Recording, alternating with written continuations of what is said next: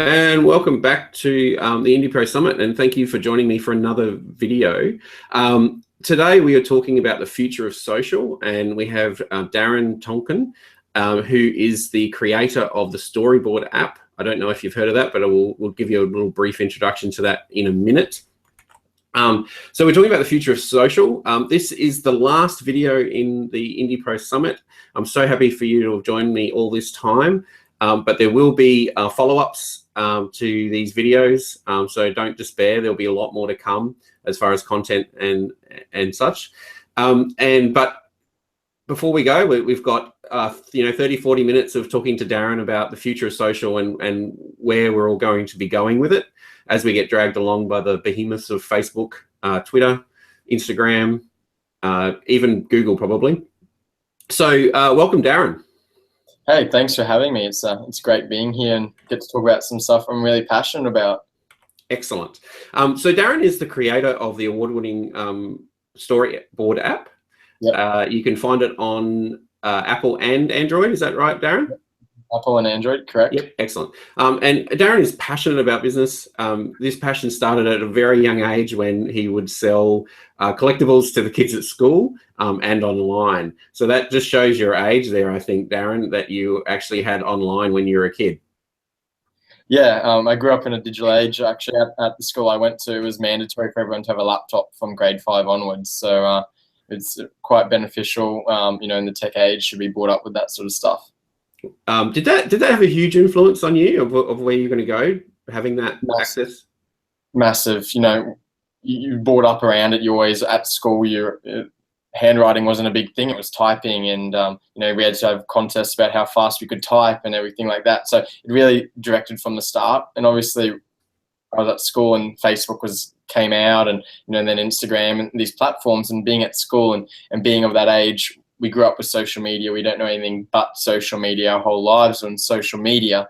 So it was very clear cut for me, and especially when I sort of hit some of the pain points in current social media and I came up with the concept of Storyboard, it was clear cut where I was going. I think we could have a total talk just on that topic, but we won't, because I am showing my age at this point, because I actually remember when the internet first started. So but we won't talk about that today. But can you just give us a quick rundown of what Storyboard app is? Okay, so what Storyboard does is it helps aggregate all your photos and videos. So currently on social platforms, you can post an album or an individual photo, and even on Instagram now, they're moving towards letting you post, 10 photos in one post, or a story, they call it, which is a flash. So what I feel is that's missing actually a lot of the context. And the scene around the photo is what is so valuable. And it's not the destination, but the journey that really matters.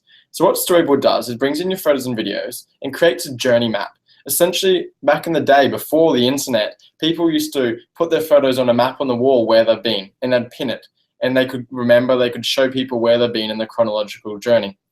So what we do with Storyboard is we take your photos and videos, we pin them on digital maps, and create a chronological flow. There goes the thing in the background, a chronological flow of where you've been. So then your mum, your dad, your friends and family, or your clients can see where your products came from, the order in which they were developed.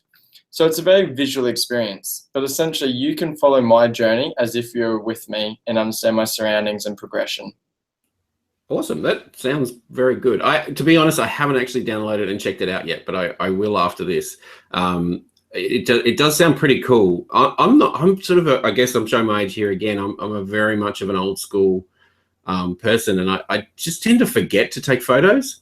But I mean, like so many people do. I mean, you see them on Instagram, especially, and pasting so many photos onto Facebook. Like you have to scroll through 20, 30 photos when they come back from holidays. This just sounds like a way better option. So yeah, very, very, very cool. The click-through rates in albums on photos, be it private or professional, is very low because of this. It's just, one photo, they're sitting at this beach, the next photo in the city, and you don't understand the context, the journey, the location change in between, because it's just sort of thrown like a stack of photos on a mess on your desk, loses context. So once they're storyboarded out, there's that logic, and that's what we're working on doing. Nice. Okay, so we'll get into the main talk. I want to start with, I guess, the big behemoth of Facebook. Now, F8 happened a couple of weeks ago.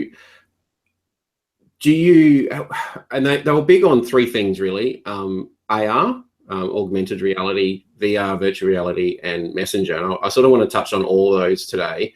But with the AR and the VR, where do you see that going, and where do you see Facebook taking that technology, and where do you see it dragging us along with it? Okay, I see AR as the bigger potential than VR at this point in time, and that's because I'm very progressive with tech. If there's a new product out, I have to try it, and I still am not a massive fan of VR. I don't like putting that headset on. It still gives me that sense of nausea, and just doesn't quite take me on that surrounding. And you can't just be sitting on a bus on the way home from work with this big headset on. Until we get to the day where it's this tiny little thing and barely obtrusive, I don't see it being the boom. But VR, AR has that potential. With your phone, you can easily be placed in different locations, have these cosmetic overlays. So AR is where I believe in the near future, in the next 1 to 3 years, is going to be the boom. And Pokemon Go was a great example. Snapchat filters is a great example. So what Facebook's already doing is they're taking on Snapchat, and that's common knowledge. Everyone knows that they're coming in and trying to push Snapchat out of the market. And they're doing that with fun filters, which people love, the dog ears and things like that. But I honestly believe what they're trying to do is look at ways they can target and bring advertising in a clear way. So Snapchat's done that a bit with like McDonald's filters for the Olympics and things like that. But I think Facebook's going to take it to the next level where they're using AR logos and branding around your photos and movement, and that's how they're going to put ads out there. Because Facebook essentially is a crowdsourced advertising platform. When it comes down to it, you go to Facebook to see your friends, what they're doing and things like that. And all they're doing is making money off your content. If everyone took their content off Facebook, no one would go to Facebook. So really, they started what I believe is honestly the sharing economy. People say it's Uber, but it was Facebook. Because they started sharing other people's content, and that's where they make their money. So what they're going to try and do, they're going to try and use AR to bring people in to make their skin look better and give them dog ears, and at the same time brand it and have people having fun and short 10-second conversations using AR instead of these longer written messages, which Facebook currently is. Just when you said, there was a few things I picked up on there. Just when you said like make your skin look better, you can totally see brands like Nivea and other cosmetic companies and makeup companies just going, okay, this is a filter brought to you by Nivea. It makes yourself look better on the photo. Is that? Well, with Storyboard, it's actually interesting, right? So this comes back into it. So you mentioned taking photos before. So we use a lot of stuff because obviously we're using maps. There's a sense of location around it, and we had to do a test in understanding where people take their photos. The clear cut, and actually who else ran? There was somebody else who ran a survey close. The first product hunt. The first place people like to take is the native camera app, but the demographics of the people taking that were extremely high. We ran a similar survey. So the older generation were taking their photos in their camera app. The younger generation, Snapchat. They were taking their photos, using the filters to make their skin look better. That's why they have the dog ears, because it also smooths out their skin a lot for females and males who want their skins looking smooth and complex. They use that.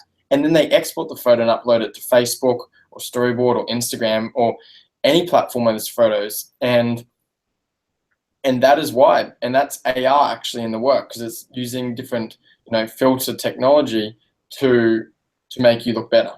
Yeah, that's really interesting, because I'm definitely in the older camp where I'll just use the native app and then I'll upload it to Facebook or upload it to, because I'm kind of not paranoid, but kind of like I want to make sure the photo's good first before I accidentally hit it to Snapchat, or so I'm sort of, I want to take that step where I've got control over it. But I can totally see how it's the reverse for some people.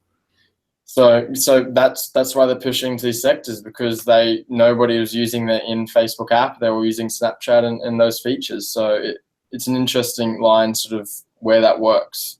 Yeah, cool. So I totally agree with you. I think AR has way more possibilities than VR, and I think a lot of people I've spoken to have used VR do get sick. and do get dizzy and do kind of, and I don't know whether that's just something that you're going to get used to. Do you see VR coming down to just wearing sunglasses? Like, if the question is it something to get used to? If you get sick sitting in the backseat of a car when you're young, do you still sort of feel it if you're looking down at something on your phone or reading a book? It's funny because that is probably a good analogy with the public transport. On a train, I'm fine. Yep. If I'm reading on a bus, totally get sick. Exactly. So, and how long have you been doing that? Actually, the bus thing is only recent. But to be honest, when you were younger, you've been doing things. Well, I think when I was younger, I used to get car sick a lot. Exactly. So I don't believe it's something you exactly are going to get over in your body. It's the technology that needs to get better. Sure. To be honest, so it's the tech side. I don't think it's something we all get used to. Yeah, but do you see it coming down to like contact lenses and sunglasses, or do you see it like instead of using those big huge headsets? Is that you kind of? I mean, everything else like mobile phones have gotten smaller. Do you see that? Hey, yeah, they're going bigger. Like they're going bigger. Yeah. Yes. Look, Elon Musk has now started a new company which is looking at this is going to sound scary, but implanting things into the human body. Yeah.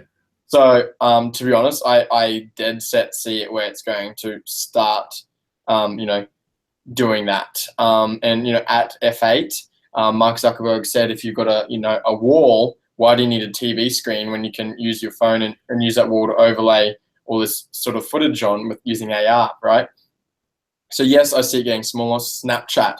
I think Snapchat is moving into the hardware sector more than just the software sector. And with this. Yeah, sorry. Let's just talk about Snapchat because everyone's sort of, the media is going, oh, it's dead because Facebook's basically copied it and they're bigger and better. But I actually think there's some pretty smart people at Snapchat. I don't know if they're over you just yet. Look, I've got a very interesting view in my take, and it comes down to actually the business model. So Snapchat had a lot of, private equity invested, billions of dollars, and now they've IPO'd. So now they've IPO'd, they're responsible to the public. And what that means is they need to start focusing on their revenue model. And it's the same at Storyboard. Right now we want to grow. And Snapchat was just about growth. Now they need to get revenue model. Snapchat is not dead unless they fail to monetize. Because now they have to monetize. So they need to get the people watching, IndiePro to start paying to use Snapchat. As advertisers and people, they need to encourage us as the leaders in social media to start using their platform and paying. If they can't do that, they will eventually die because no business can sustain that. As technology and as a user base, no, they're not dead at all. I work a lot with the younger generation, and I'm over Snapchat now because I don't want to be taking that silly little snap and sending it off. I want my friends, family, and everyone's interest in my life to see a long-term story, and that's what we're doing with Storyboard. But, these 10-second things, and if I go to my Snapchat now, it's just people being silly, they're drunk, they're running around doing a silly dance. And that's what Snapchat's about, right? But if they fail to monetize, it's hard. And monetizing the younger generation is hard. I know my mum will spend $1 for an app without a worry in the world. I won't. Right? And Snapchat is all about the people that won't. Which uni student is going to spend an extra $1 or $2? They won't. But once you're older and you've got it, and you want, in our case, we believe that older generations, they want to be able to show, a grandma wants to show this is what my, grandson's doing. A mum wants to share with her kids her trip when she travels and her friends. And when they sit down with their friends at the coffee table and go, oh, Johnny had a great holiday to Europe. This is what he did. It adds value instead of they can't be like, here's Johnny's, So they need to monetize, and then they will be there because the younger generation loves Snapchat at this period of time, but they need to keep innovating and keep the young coming on. Yeah. I mean, it's interesting to look at the stats because they do, the demographic does seem to be going older, but I guess if you look at the core users are probably still fairly young. It's just moved. Yeah. If you look at it, these are the people that the Snap generation, right? So they started using, they've always used, is well ingrained into their life. But then, in my friendship group, once again, because I'm in the space, my friends know I'm pushing and showing. And even within the last year, their usage of platforms like Instagram, Snapchat, I can tell you at least half my friends, their time in app has diminished massively. And I constantly run surveys of about 63 people, and track for the last year since we started Storyboard, track the usage of other social apps. And it's interesting watching, actually diminish, and that has actually come from these story features. Yeah. Do you think that Snapchat, that the diminishing use of that, is that come from, has that gone to Instagram, for example, or do you think they're just over the app? It's spread out. They're getting more serious in their lives. The group that I'm around is they're getting more serious, and they want that more serious sort of content in their life. I think they're getting a bit older. I also think coming to the monetization thing, there's now these full screen ads in Snapchat, and that is annoying people, because YouTube and Twitch got away with full screen things because they do it before they're showing you their content. But if you are following my Snapchat story and, I'm, chronologically going through a festival, and then halfway through you get some ad pop up in my face, I actually think nobody's going to go and buy that. It's more going to frustrate you with the product. Yeah, it's more disruptive, like interfering advertising as opposed to. Exactly. So I think those things are changing. And I have friends being like, oh my God, all I'm seeing is Snapchat ads come up. They're coming out all the time now. They're getting more and more, and that's going to push people off the platform. Yeah. So we'll move on. What about Twitter? Has it got a life? Will Google buy it? What do you think? I think Twitter needs to change something. Clearly, it's probably one of the platforms I use least, and I need to use it more, because Twitter is really a thought leader thing. So it's really these thought leaders as a general everyday, nobody, which is essentially, in the big scheme of things, I am. People don't care as much about what I say. All they care about are these thought leaders, and it's a very thought leader platform, right? So it's really hard for the general masses and discouraging when people get out there and try and tweet and they're not getting these interactions, and people aren't sort of agreeing with their thought. So I think they need to do some big changes, and how they do that, honestly, I'm not sure. I think, to be honest, there's a lot of stuff we can do at Twitter, and it's something that we're looking at doing, because we've got some great ideas that they can implement. They really need to move quickly, otherwise they're going to struggle. Yeah, it almost seems now that the platform's just a Facebook Lite. Like, it doesn't seem to be, other than the character limit, it doesn't seem to be anything different about it. Personally, I really like Twitter, and I would hate to see it go. Not that I use it as much as I maybe used to, but I still like the platform. Yeah. But probably because of the thought leader stuff, like you can really get some decent conversations going with people. And I've even with some speakers here, I've contacted them through Twitter to get them to talk. Exactly.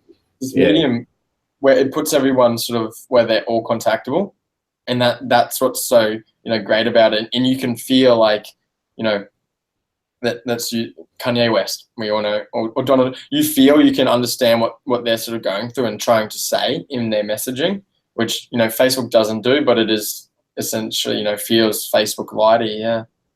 So social in general, like we're still kind of I guess, and this ties in with technology in general, I guess, but we're still tied to the computer. We're still tied to the laptop. We're still tied to the phone. Even though the phone's great and allows us to be mobile, we're still tied to these things to access these platforms. Do you see in the near future something that just comes along and just, like, whether it's augmented reality or virtual reality, I guess is probably the way that it will go, but are we not going to be tied to this stuff for much longer? Yeah. Okay. I've got to be careful how much I say here. Okay, I'm going to go out and probably get myself in trouble here. But look, that's I won't use any names. There was a big company, and they were focusing on building in traffic sensors around the world so they could put on your maps where the bad traffic was.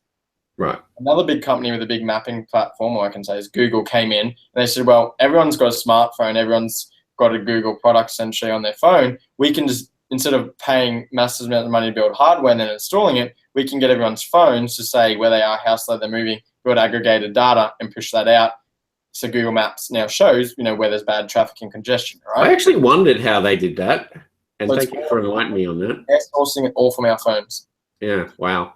So if you think of that, how I see it, every day there's more and more screens, there's building spaces, there's advertising spaces that used to be a poster and they're now digital screens, right?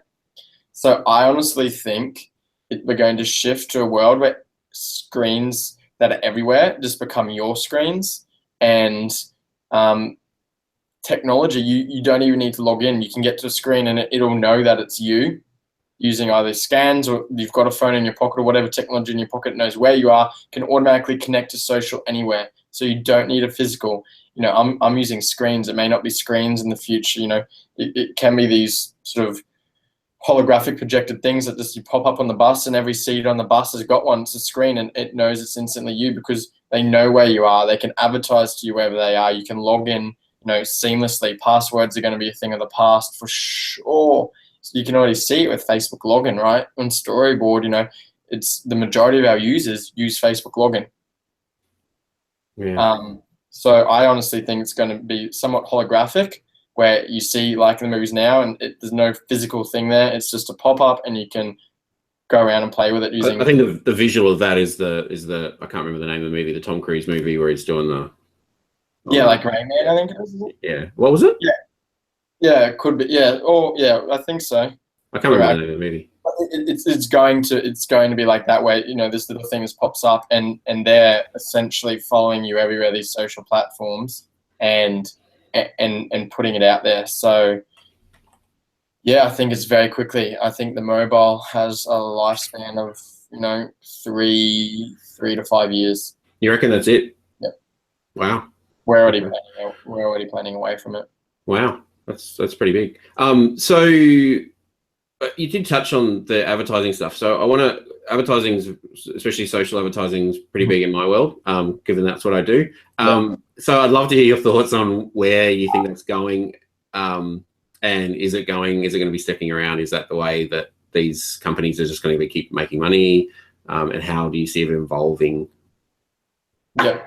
Okay. I think depending on what sector you're in, Facebook advertising and social advertising is very good. I think, for example, the e-commerce sector, massive, right?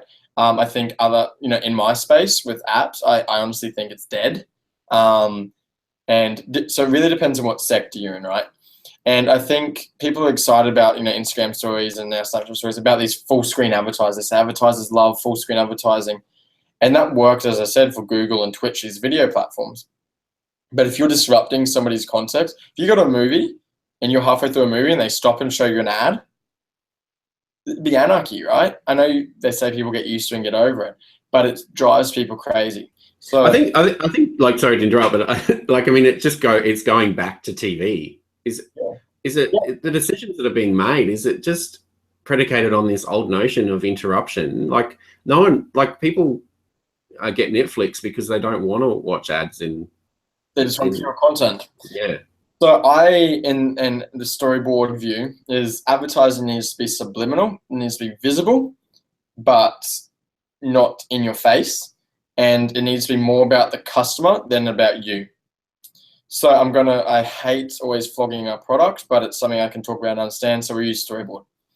So Storyboard, the way we see it is, instead of doing an ad and a banner saying, we're a coffee shop, we've got the best coffee in town, we think the future is going to be, along with the influencers, where it's people who come to your coffee shop, you're actually sharing their story, their fit, and how your coffee shop fits into their day.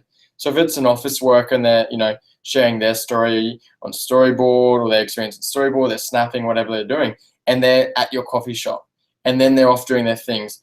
And you can push that and share the story of your customer. So it's more about your customers and the person, and showing how your product fits into their day. That's the future. Because when you're talking about us being like, we have the best coffee, or, we're in the best location, it's all about you. And your customer wants it to be about them. So if you can put your product in their hand and it's all about them, that's the future. So how you do that is, I don't have the magic answer, but that's how it needs to be. And I think Facebook is going to transition into that. And that's with the AR ads. So they're showing, how a place can fit into your day using AR overlays. and those sort of sectors. That's what we're doing with Storyboard. When we eventually bring out our advertising, we're going to be making it all about, the coffee shop pushing out the story of their customer and how they can fit and help into your day, and how their coffee can improve your day, and in a subliminal way, not in your face, full screen.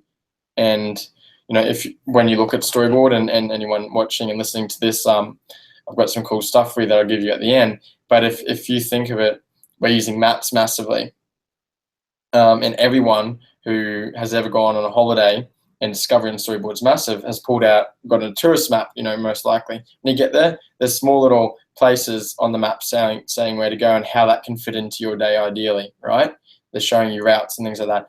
And this is where we think the future is going to go. I do like that, because I'm a big believer that, and it's something that one of my sort of ad heroes from the Mad Men era, he's not well known, Howard Gossage, really talked about using, having the content as being part of the ad. Like, people will read an ad if it's relevant to them.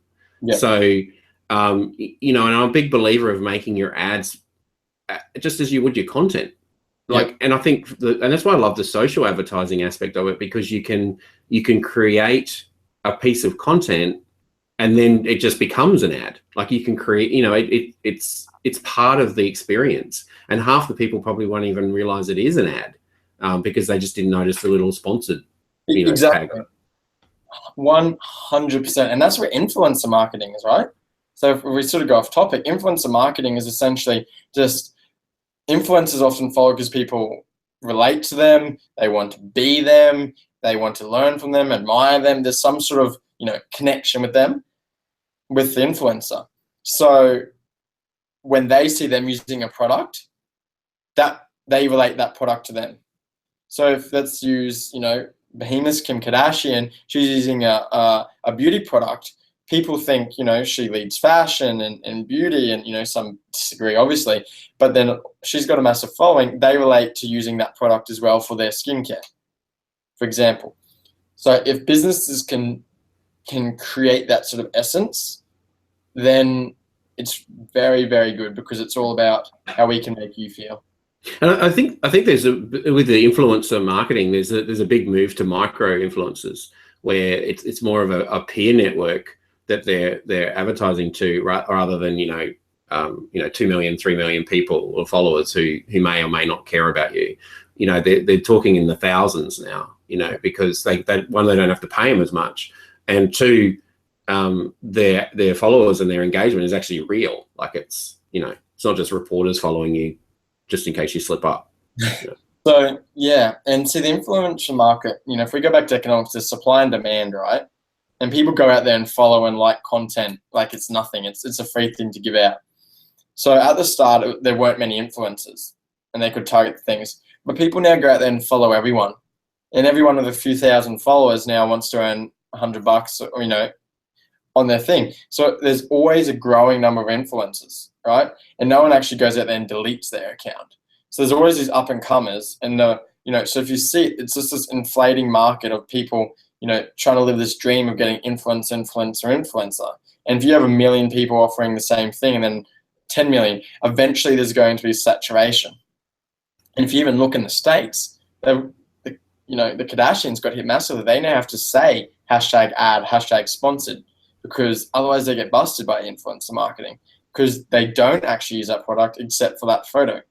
There's laws in America now. There's no laws in Australia to force you to do that. I mean, I'm a big believer. Like, I'm an ad person, and I'm a big believer in actually saying it's an ad at some point. I don't believe in tricking people.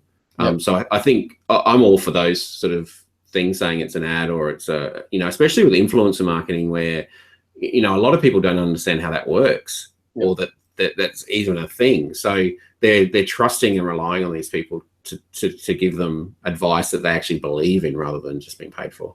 Mm-hmm. Yeah. And they use the product, and then they don't even use it.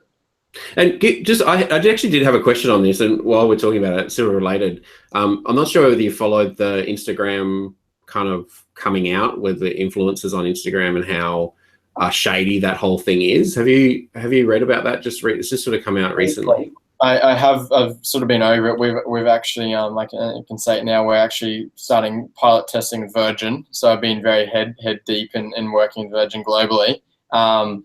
However, yeah, how do you see that? Like, do you still see the future for Instagram? Will it impact it? Will people care? Is it just another blip and everything will just go back to normal? Or do you think Facebook will actually kind of try and stop that because it's negatively affecting the platform? How do you see that playing out? Fake news negatively affected it. They're talking about changing it. I honestly don't see a change, and let's use another example, right? Let's use Uber and how there's a boycott of Uber, right? And there's bad PR about Uber with Donald Trump and everything around that time. At that point, people deleted Uber, but there was a big uptake after as well, because the end user, if they can save $3 or $4 going into the city or something like that, or everyone watching, if you can save a couple bucks, you're going to, right? So people come back to it. So with Instagram, I think it's the same thing. People throw their hands up, everything like that. There'll be the few niche people who, I'm not going to use a platform. That's great. Come and use Storyboard, things like that. And these things, and people often call me when these things come out and be like, this is so good for you. Instagram was down a few days. So good for you. Storyboards, doesn't have that. You can bring them in now. I'm like, no, I'm not trying to say don't use Instagram. I'm not saying these platforms ever going to disappear from something like that. I'm saying that, we're different sort of products, but without going off on that tangent, no, essentially it won't cause a negative effect. I don't think they'll make a big change. And I think Instagram needs to actually stop bringing out all these new features because they're turning into a second Facebook with 1 million features that no one even uses, and focus on what they're good at. And that's sharing one photo that's 4x4, that's overly photoshopped and everyone knows isn't real, but is nice to look at. Yeah, that's an interesting point, because they seem to be kind of blending Facebook and Instagram slowly, especially behind the scenes with the algorithm updates and that sort of thing. I mean, a classic example the other way is putting stories into Facebook where no one's using them. Yeah, and everywhere. I did love the meme that went around with Excel was bringing out stories. It's just gotten to that point where, it's like it works. If it works on a platform, that's great, but it probably works on that platform for a reason. Don't try and port it over. And don't destroy the word. It's because a story is something so important to people, right? The story of your life, the story of things, and they're destroying the word. But to be honest, that's they're sort of, I would call it following a Bill Gates. Zuckerberg's following a Bill Gates sort of thing, and that is just beat your competition by just absolutely annihilating their product. Yeah, you've got more money. Yeah, let's go out there and just put it out everywhere, and then it's going to be yeah. You're right. Well, interesting to see how long Facebook story stays for. So still on Facebook, and I guess we're talking about that a lot because it is number one by a long shot. Messenger. I've been doing a lot of work just recently in the last few weeks with Messenger and the new ad tie-ins for that. And also, I guess what ties into that is the automation and the use of bots. Yep. I actually see it as a huge win for businesses. I'd love to hear your thoughts on where you think Messenger is going, given that it was such a huge focus in F8 just recently, and also the fact that I'm not sure if people watching would be familiar with WeChat, which is basically huge in China, to the point where you can pretty much do anything. And I think I read something like 2/3 of the people who use WeChat use it to pay for things like taxi rides, and every vendor on the side of the road has a WeChat account, and you can just pay for things through that. And do you see that's what Facebook Messenger to be? Yeah. So Facebook Messenger is definitely looking at that channel. So for anyone who doesn't understand what WeChat does, it's basically a platform for everything. You can book your hotel on it. You can pay your rates on it. You can pay your power bill on it. You can message and connect and so many things. It's basically a messaging app that incorporates everything. And yes, I think Facebook is interested in trying to do that. And that's also why they've got WhatsApp. They're trying to take over that one-to-one conversation. Because I myself spend more time in Messenger than I do in any other thing, right? besides my own platform. And I know other people also try and do that. And I honestly need to give a shout out to another great platform, which is called Amity. And they're also following that down the line. And I think they've actually got some great power and leverage with creating that WeChat sort of thing. But I think the messaging space and the one-on-one, if you can move in and be a part of somebody's conversation, that's the actual power of Facebook more than advertising, where you can be part of the conversation. So the future is definitely going to be in that sort of building that connection between people and creating a one place to go. Because even this is about a we face. People have Snapchat, they have Instagram, they have Facebook, they've got Messenger, they've got WhatsApp. They've got have I said Twitter. And then we're saying, let's bring Storyboard on, and then people use Line, and then people use this. So there's so many things, and what we need to do as the developers and that is start bringing things together. And that's hard because the behemoths like Facebook want to sit there and be like, well, you have to come to us. And they sort of have that leverage. I honestly think the WeChat of the Western world isn't going to be a Facebook Messenger platform. I think Messenger is always going to be one of the most powerful. I think a small team is going to build up, be agile enough, and be working with all the other companies, because Facebook's bigger than the hotel chain. And they was going to push them around, right? But the smaller platforms can come in and they can negotiate and work with and provide sort of a more equal platform for all of these partners that they need to collaborate with. And that's where it's going to come from. So I think Facebook Messenger is a great advertising tool. It's going to be a phenomenal bots. But I think in the next few years, we're going to see something big come out there. Nice. I'd like to see a new player. Because I think there's definitely in the marketing circles and in the circles that I go around with freelancers and entrepreneurs, there definitely seems to be this Facebook, not anti-Facebook, but just maybe Facebook fatigue.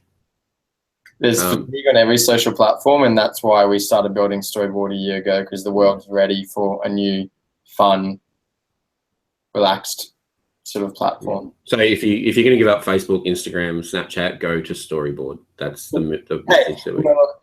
I don't think give them up now. I think just, people want different ways to take content, right? Yeah. Honestly, and that's where for photos and journeys and stories and experiences, we want to share more than just one photo with that. So I think that's the thing, and that messaging space is something separate to us, and that's I know other people doing that, and I think they've got, as I said, phenomenal potential. And there's, people, I can tell you there'll be multiple people out there trying to play into that, because there's such a potential, gain from it. But I think the world's ready for new social platforms. And honestly, my belief and somewhat knowledge from people I was speaking to is, the Facebooks, the Instagrams, the Twitters, they're worried about the small teams. They're worried about the new things, because they also know that people out there, the marketers, the up-and-coming people who want to share content, the up-and-coming influencers, are realizing that you can't build a following on Instagram these days as a company easily. You can't build a following on Snapchat easy. Getting 1,000 likes or 10,000 likes on a Facebook page is a lot more difficult now than it was 5 years ago. So being the early adopters, and you get to shape the platform. If you come on and start using Storyboard, we're going to contact you. Even better, you contact us with the problems that you want, and we take your feedback and then we help build what you want. People went to Facebook once they were massive and said, we don't like just likes, we want these reactions, which they now have. That took Facebook 6 years, because it didn't really matter. They had that. But when they were small, they were listening to their customers and bringing that out. So these companies also know that people move to new platforms to take the risk. It's not that hard to sign up. You get a better username on a new platform. You get to be the early adopter. You get the followers. I think 98 of the 100 first Instagram users have millions of followers. And so they're also scared of that. Yeah, it's a good point. Especially when you, like you said, when it makes it a little bit harder on Facebook. Like if you've got a Facebook page now, with the algorithm building, it's harder to build that following because there's so much noise on there as well. And you honestly need professionals to do it, which is great for professionals, like yourself. But for in the everyday business, which is where the bulk, of things come from. There's the fine line. So I honestly think new platforms, and be it us at Storyboard or be it any other platform, the world is 100% ready, and that's where the future is going to be. Yeah, that's a good point. Just on the chatbot thing, I did have a question from Beck around how would a freelancer kick goals with chatbots? How's your take on that? So chatbots are interesting. Depends if you're building them or getting somebody else to build them. There's actually a lot of framework out there, and using things like IBM Watson for a lot of the logic. So if you go out there and build them, but I think what you need to do is you need to really focus on that chatbot and understand your customers. And that's what we're going back to. Understand what your customers really want and the conversations that they want. Because if you create a chatbot that's very basic and it's coming back with these very unhuman-like responses, you're going to get a negative response. It's like getting on the phone and talking to somebody on the phone who doesn't understand your problem. You get frustrated. So to kick goals with these, you first need to really understand your customer, really understand them. Then as a freelancer, you need to probably find a niche and take over that niche. And that is sort of by understanding and developing a way to, or a system to create a chatbot that really responds to the needs. So if you're a freelancer coming to us or looking at working with us, I'm using Storyboard because it's best I can fit it. I would want you to help understand our customers, what our customers are really looking for, and the questions they're going to ask, so you can direct the responses and interactions on a human level. Because if they feel that the bot is actually a human, that's where you get the win. Yeah. I mean, I've been using like a company called ManyChat to help with the automation within Facebook Messenger, and that does really well. Like, it's a really simple platform. It's very easy to use. But I definitely hear you on taking that to the next level and actually developing something yourself. Is that difficult to do? No, you can honestly do that, no technical. So I was mentoring at a hackathon or startup weekend for CEA, Creative Enterprise Australia, and they had a team in there, and over the weekend, a non-technical team using tools like Zapier, Google Documents, and a few other sort of tools built a chatbot, and they researched and built it. And, it really wasn't perfect, but that was done over, 54 hours. So it really comes down to just taking the time to research and understanding and practicing, and anyone can do it. But it's not so much, I think, the technical that people should worry about. It's more about the conversation and dialogue. And as I say, connecting on that human level. So if you can, it sounds technical, but if you can create a bot that feels like you're interacting with a human on a human level, and even better, with the founder or with the CEO or with the boss, and somebody you can make a call and sort of use that language, that is the company. So if you have if you've got a fun, relaxed company and you're giving very formal responses, people aren't going to relate to that. So honestly, kicking goals is actually about the dialogue and about that interaction. That's honestly my belief. Yeah, I mean, I think a lot of the bots that I've interacted with have kind of gone down the human route, just to, I guess, break that ice that, most people would understand. They're probably talking to a bot pretty quickly, at least at the moment. And then I guess it's just breaking that ice with a bit of humor so that people still stay engaged. Yeah. So I also think, honestly, chatbots isn't something I spend mass time in, but response times, I speak to a few and they come up often, and response times are too quick. That's a simple thing. If you say something, you get an instant response. There's sort of been no thought to it, right? Yeah, it's an interesting point, actually, because I guess that's probably one of the giveaways. If all of a sudden, like 2 seconds after you've posted something and you've got this long response, you're like, that's going to be a bot. And even if you're actually, you're talking to somebody on a phone and you get on and you're talking to a big company and they're reading off a piece of paper their response, doesn't that irk you? You've got a problem with your Insta and they're just saying like, and you just hear that and they're not, so it's the same with, these are the little things where you can kick goals and you can make that response and make it clear, if it's a messenger, make it look like you're typing for a period of time. So, have it put in a small part of the text so it looks like it's typing, and then people can sit there and wait. And, you want it to be quick, so maybe a minute delay, but make it feel like, these are the little things that I honestly feel what are going to make the difference. Yeah, that's a really good point. Just I guess, humanizing the process and just looking for those little tweaks that you can make it. Yeah.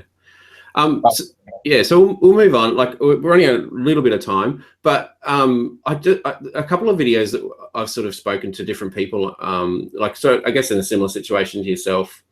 How do you see disruption affecting, I guess, life, business, employment, what you're doing? Like, how do you see that affecting society? Because that has a big impact on what we do as freelancers. Like some of the stats I've seen around freelancing in America, it's like crazy. 2/3 of the population are dabbling in freelancing at some point. But also just that disruption with automation, with technology. How do you see that all panning out, and what are your thoughts on it? I think freelancing is the future, honestly, because especially the younger generations, they only now work on things that they love. Realistically, and when the world's in actually quite a good state, there's obviously horrific parts in different parts of the world, but it's the future because people want to work on things they love. And as freelancing, you can, realistically, depending on your situation, but you can pick more of the things that you work on, right? That you enjoy. You can just work on social. You can just work on, copyright if you're amazing at writing. You can, help create blogs, all these different sectors, right? So what freelancing does, how disruption works with freelancing is it makes it easier for you to access your customers. And I was actually in an argument with a friend last night that it's been disruption and innovation, right? Because disrupting, I believe, is completely changing a model. So it's not like innovating as a taxi company bringing out an app to book taxis on. Disruption is getting people with their own cars to completely become their own driver. That's disrupting a whole industry. Innovation, so that each person's got their own take. But I think disruption and innovation within the freelancing sector will create these connections between people, whereas an expert in a set field as a freelancer, you can now access the highest levels and the higher jobs that used to be corporatized. And these corporates are now understanding that they can't have these silos of marketing and product and things like that. They need to bring people in for short periods of time that are experts on this field. Otherwise, this expert is going to do something somewhere else and innovate or disrupt this company. So if we're using social media marketing as an example, it's better and faster for a company to bring in a freelancer or a contractor to come in to help them build out these strategies, to help them build out their chatbot and have them for this small period of time learn, gather their knowledge and expertise, and then they can move on. Yeah, I mean, just for what it's worth, I'm on Team Darren as far as disruption and innovation goes. Yeah. Just for what it's worth. I've had similar conversations with friends as well. And anyone can disrupt, anyone can innovate, and that's where pushing out there and into the freelancer world. I essentially was somewhat in there in my period. So you are the future, I believe, because you are in these niche sectors where you specialize on this niche sector and you understand it and you absolutely can dominate it. And that is where you can identify problems, and you're freelancing into 10 companies, let's say, in a week, if or 20 companies in a month. And then you can identify, and if they're all hitting the exact same problem, aren't you being told a business? And you can, possibly then develop. And, I'm going to super quick. Let's talk about Slack. I don't know if you know what Slack is, but Slack is a corporate messaging tool. We use it everywhere. It is now the fastest growing SaaS company in the world. Slack started in 30 seconds. There was a company that raised $20 million to build a game. They built the game failed. The team went off and did other things. They were talking to each other. They said, we know where we failed. We're going to come back. They raised another $20 million USD. They were building. They got to the end and they're like, this game isn't where it is. They went back to investors and said, here's roughly $5 million because it's not going to go. The investors said, look, we believe in your team. There's got to be something. And they said, well, we did have issues that our team is spread out everywhere, and we didn't have a place to a Git repository where we could send code. We didn't have a place where we could communicate, blah, blah, blah. They said, well, that's amazing. Do other people have that problem? They went out there. The answer is yes. That's how Slack was formed, as a byproduct of a different startup, and now it's the fastest growing SaaS company. So there's all different ways where freelancing is the future. You can identify problems, you can solve that, you can be the solution. You can come in quickly and help a startup get growth. You can come in and help them with their marketing. Be quick, be agile, and that's where freelancing has power.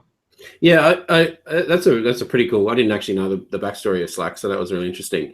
But I definitely think, like, and I've spoken this before, and I've written about this before around, I actually think it at this point, or we're very close to it, where owning your own business and freelancing is actually safer than being in a 9-to-5 job, because you just see so many layoffs and the company folds, or like something happens where you don't have that job security anymore.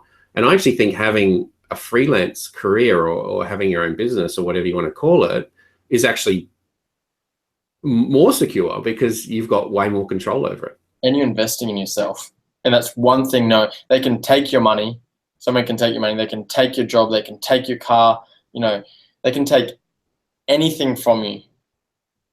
But they can't take your knowledge. They can't take your experience. They can't take what you're learning.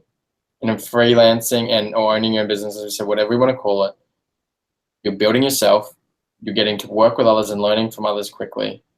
And you're building this wealth of knowledge, which is yourself. And honestly, that's the future. And the world will honestly become where these core these massive companies will just be shell staff that keep them running, and they bring in freelancers to help nail this section and help nail this section, help nail this section. And it could be 6 months tenure. It's massive in Silicon Valley, where people come in for 6 months, interim, and that's because it's agile and fast, and people can get in, show their expertise, and then move on to somewhere else. Yeah, totally agree. And I think we'll leave it there. That was a nice place to leave it. So go on. So before you do that, I want everyone who's watching, if you download Storyboard and put in the code IndiePro, so that's IndiePro, no capital P, but a capital I, and it'll be in the information. I'll give you extra access to Storyboard. So the general user can post a 24-hour story from first to last currently, but we're going to unlock that and give you some extra story length, and we're going to unlock and even some custom maps. So that's specifically for you guys. Check it out. You can always reach out to me, Darren, at storyboardsocial.com. Any feedback, if you want us to help grow something for you or adapt something in the platform, and we get other people saying the same thing, we'll do it. We'll help you build, we'll help you grow, and I'm on your team. Oh, that's very generous of you, Darren. Thank you very much, and I'm sure they'll be racing to download. Okay, well, thanks, guys. Thank you so much, Darren, for joining us and having this chat. Thank you so much for joining me on this journey for the first inaugural IndiePro Summit. I'm already planning for next year, so look out for that. And thanks for joining the chat with Darren, and I'll see you around online. Thank you so much.